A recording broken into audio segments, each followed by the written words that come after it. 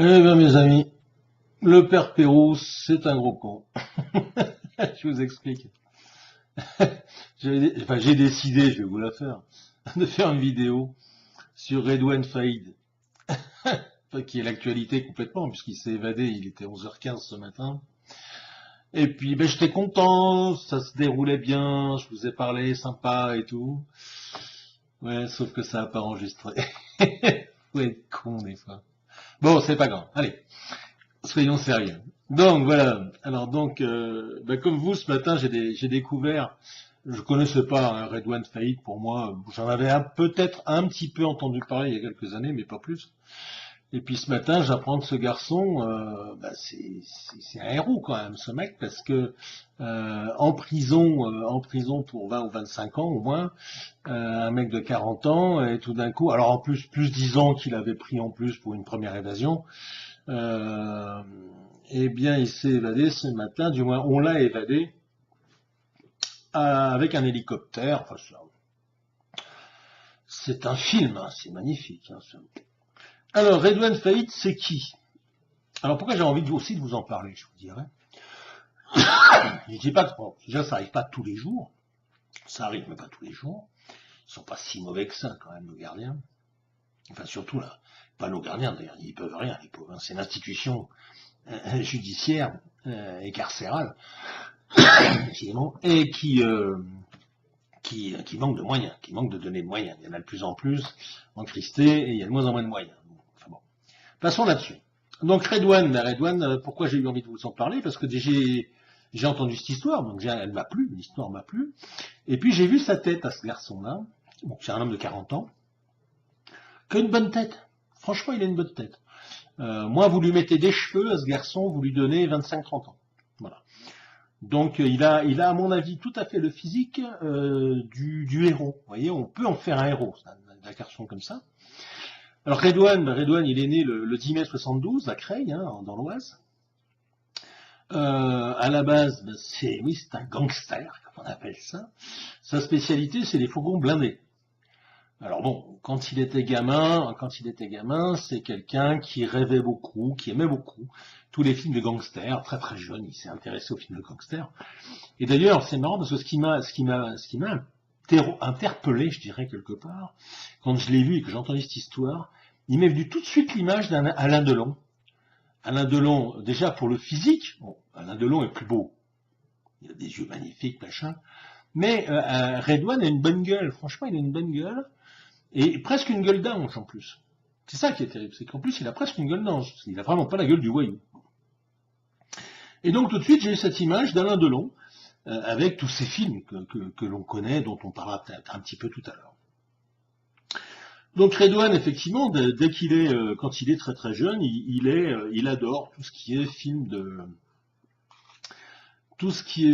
de voyous, voilà. Donc je pense que dans ses références, j'ai rien trouvé là-dessus, mais je pense que dans ses références, il y a certainement du Alain Delon, qui, pour un garçon de sa génération, était quand même relativement incontournable.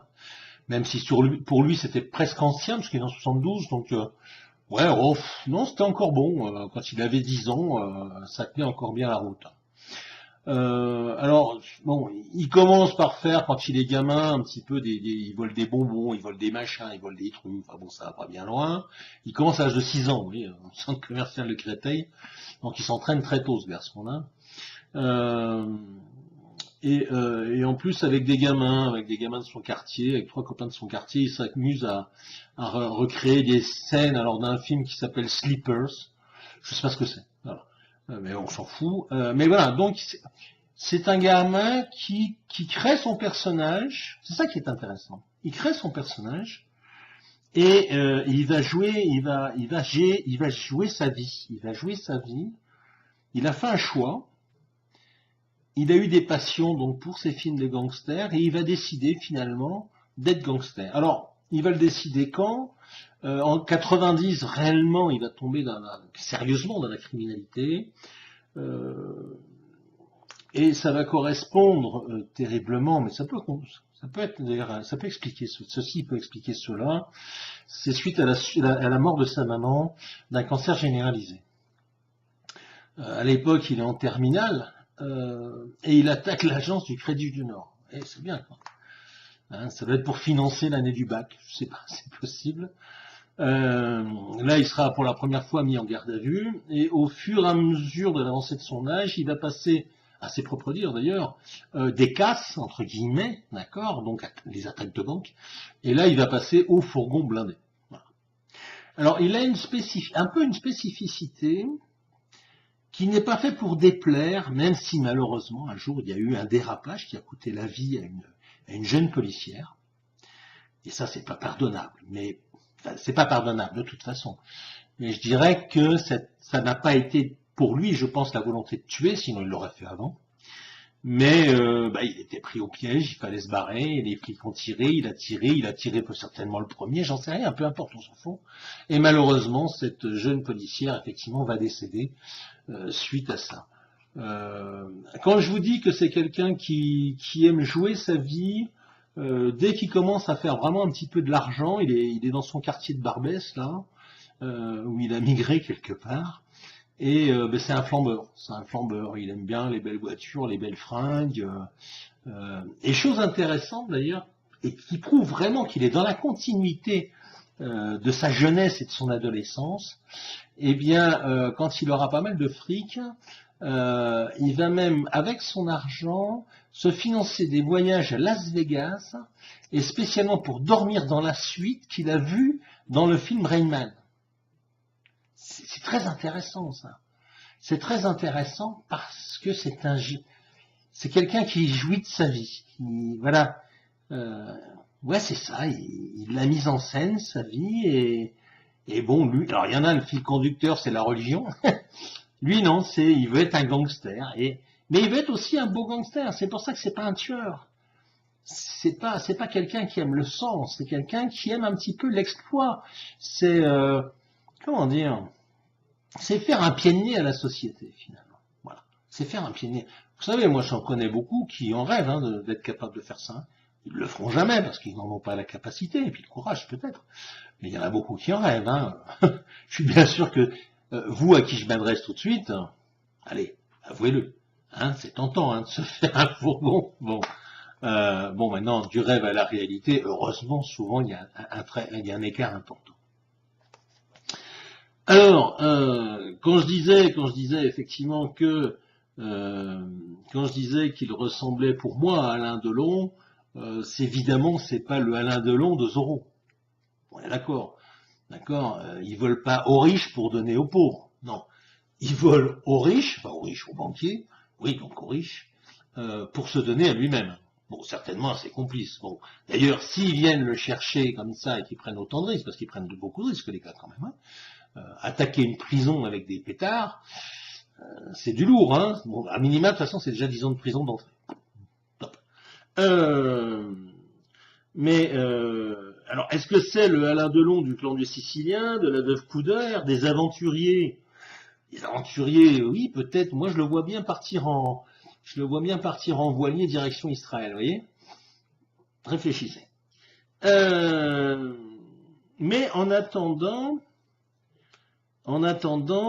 j'ai l'impression, c'est le sentiment que ça m'a donné ce matin, comme je vous le disais, quand je découvre cette histoire, quand je découvre sa gueule, de beau gosse, hein. Bon, il n'a pas beaucoup de cheveux sur le crâne, mais on s'en fout. Mais il a une bonne gueule, et puis une gueule de mec décidé en plus, hein. Pas méchante, mais décidée. Eh bien, la presse, telle que je l'ai lue, moi, ce matin, quasiment, ça en fait un héros. Hein. Ah bah oui, ça en fait un héros. Et c'est un peu aussi pour ça que je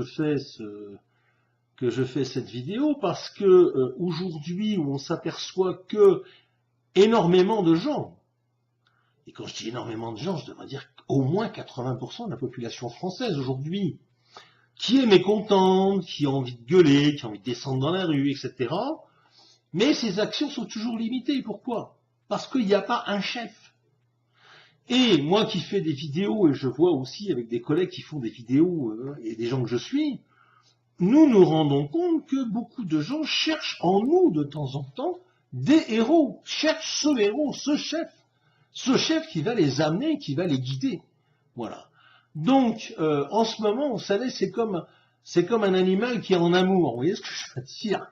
comme dirait mon ami canadien, j'en ai marre, il est en amour. Bon, eh bien, dès qu'on sent un petit peu le parfum du héros qui traîne quelque part, on a envie de le suivre.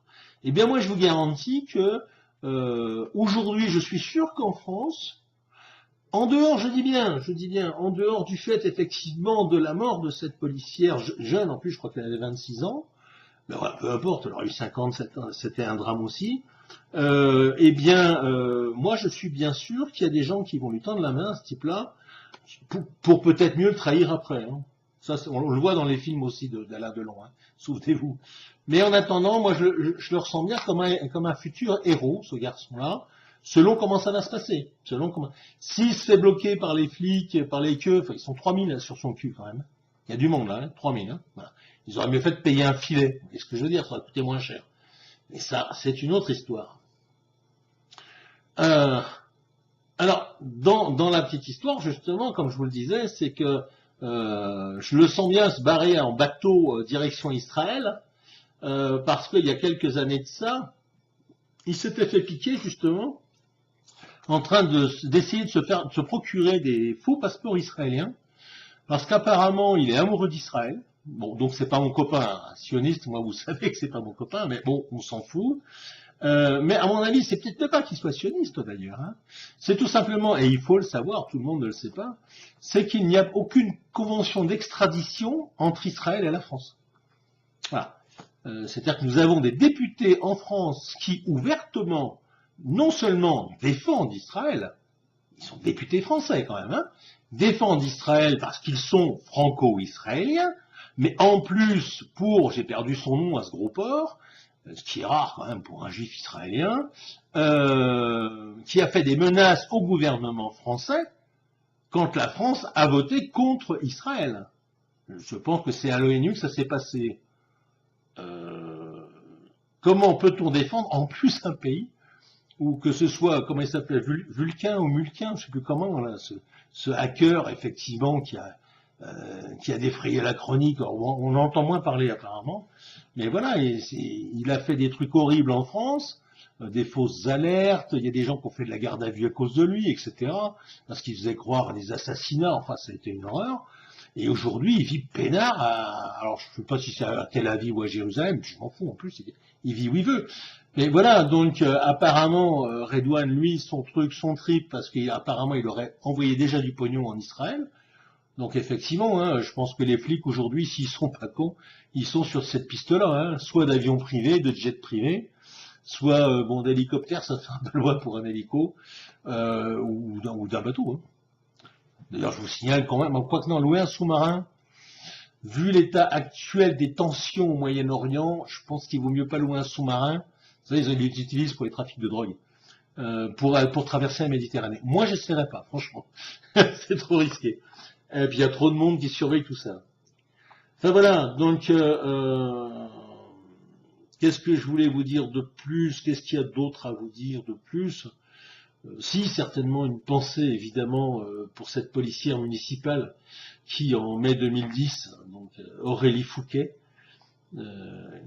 qui est morte sous les balles, effectivement, de Redouane, à 26 ans, à Villiers-sur-Marne.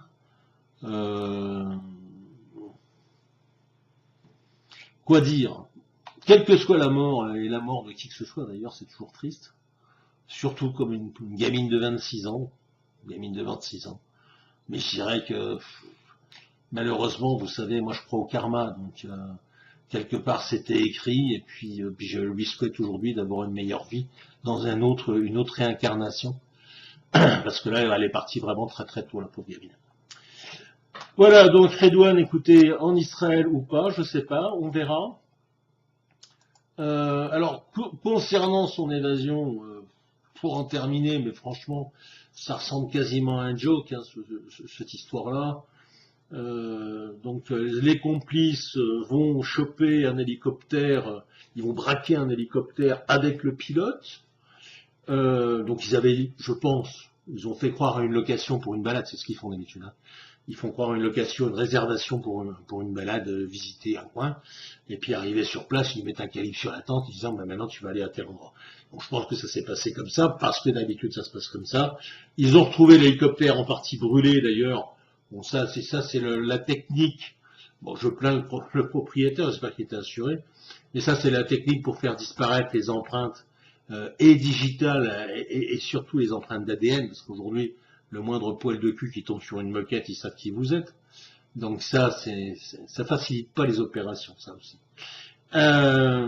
Alors oui, en plus, alors ils marchent dans la presse, c'est marrant, ils sont gentils. Ils avaient sans doute repéré les lieux avec des drones. Oui, oui, c'est bien, on est content, hein, parce qu'effectivement, il y a quelques mois, la prison avait rendu des rapports comme quoi la prison avait été survolée par des drones. Bah oui. Si vous voulez monter une opération comme ça, il faut savoir où vous allez mettre les pieds. Faut avoir les plans de la Casbah. En plus, les mecs, ils arrivent, tenez-vous bien. Ils se sont déposés dans le seul lieu qui n'était pas équipé de filets. C'est du cul pour lui, quand même. Hein. Un mec qui s'est déjà évadé, on met dans une prison qui n'est pas entièrement sécurisée. Oui, je dis ça, je dis rien comme dit l'autre. Hein. Donc ils arrivent là, ils arrivent donc lourdement apparemment équipés d'armes, mais pas seulement. Ils arrivent aussi avec une disqueuse. Bon, alors c'était pas une disqueuse 220, hein, c'est-à-dire qu'il n'y avait pas de prise de disponible, donc ils ont pris un truc portable pour couper les cadenas, pour couper les portails, etc., pour rentrer. Comme dit l'autre, que fait la police? Du moins là, en l'occurrence, que faisaient les gardiens dans les miradors? Il était 11h15. Est-ce que c'est l'heure de l'apéro traditionnellement? Il faisait chaud quand même. Pourquoi pas? Quelques glaçons, un petit pastis, pourquoi pas? Mais les gars, ils rentrent tranquilles, et en plus, non seulement ils rentrent tranquilles dans l'enceinte, déjà de la prison, mais en plus, il va falloir qu'ils se rendent en plus jusqu'au lieu où, jusqu'au parloir. Et oui, vous allez jusqu'au parloir, parce que c'est au parloir que Redouane, à ce moment-là, est en discussion avec son frère. Son frère est au courant? Non, moi je pense pas. Bon, il est en garde à vue, je pense qu'ils vont le garder. Mais parce que ça m'étonnerait de toute façon qu'il soit pas dans le coup, mais par contre qu'il se soit sacrifié pour permettre à son frère de partir, bravo, chapeau, hein, c'est que vraiment ce Redouane doit avoir un charisme assez exceptionnel quand même. Bon, toujours est-il que ils vont lâcher quelques fumigènes pour dissimuler leur départ. Et puis ils vont se barrer. Alors bon, tout ça, ça se fait pas en 2 secondes quand même. Hein. Donc là, la police, ça va, les gardiens, les machins, l'alarme, certainement, non, je sais pas. C'est pas précisé. Bon, toujours est-il que là, il y a 3000 hommes, hein, 3000 hommes pour traquer le fugitif. Voilà. Ah, là, il marque 3000 et là, il marque 2009. Ouais, il faudrait s'entendre quand même, hein, le Figaro. Hein. 2009 ou 3000? Moi, je veux savoir. C'est pas pareil. Eh oui, 100 mecs, c'est pas pareil. Bon, bah, évidemment, Redouane, aujourd'hui, il est planqué, il est dans une cave, évidemment, ou peut-être d'ailleurs dans un appartement de luxe en plein milieu de Paname, hein, ça peut arriver aussi, vous savez. Bien souvent, si vous voulez vous planquer, le mieux, c'est d'aller dans les villes où il y a beaucoup de monde. Hein. C'est pas de vous retrouver à la campagne. Hein. Parce que là, vous voyez, si vous venez vous planquer chez moi, je peux vous garantir que toutes les marémies du coin, elles sont derrière leur truc et elles vous ont repéré. Et alors, j'ai appris en plus, ça c'est marrant, qu'apparemment, ils auraient tous des jumelles pour regarder chez les voisins. J'ai un copain qui est venu me voir, me disant, t'aurais pas des jumelles à me prêter? Je lui dis, non, je suis désolé, j'ai pas de jumelles. Je lui dis, pourquoi faire? Il me dit, parce que je voudrais voir un local, machin, etc. Bon, d'accord. Et c'est lui qui m'a appris qu'apparemment, tous les gens du coin ont des jumelles. Bon. Donc voilà, donc je ne pense pas qu'il soit en race campagne, cet homme-là, ou alors ça serait une connerie. Comme l'a fait d'ailleurs Alain Delon dans certains de ses films, d'ailleurs. Je sais pas, d'ailleurs, c'est pas Madame Klein, ou un truc comme ça. Je crois que où il se fait descendre à la fin. Bon, écoutez, voilà, ça c'était l'histoire de Redouane. Redouane le fugitif, l'homme à l'hélicoptère. Apparemment, on a même quelques images. Hein, on a même apparemment quelques images derrière les barreaux. Non, mais... Ah, les mecs avec la disqueuse. Quoi. Ah, les mecs avec la disqueuse, tout va bien. Quoi. Tout le monde les a vus. Hein. Tout le monde les a vus, c'est filmé, tout va bien. Mais ils n'ont pas été interceptés. Il y a des mystères, vous savez, c'est pas simple la vie. Allez, je vous souhaite une bonne fin de dimanche. J'espère que cette fois sera enregistrée, parce que sinon je vais aller me coucher et puis je recommencerai pas une 3e fois. Et puis ben, je vous embrasse et puis je vous aime. Et puis suite au prochain épisode. Ciao.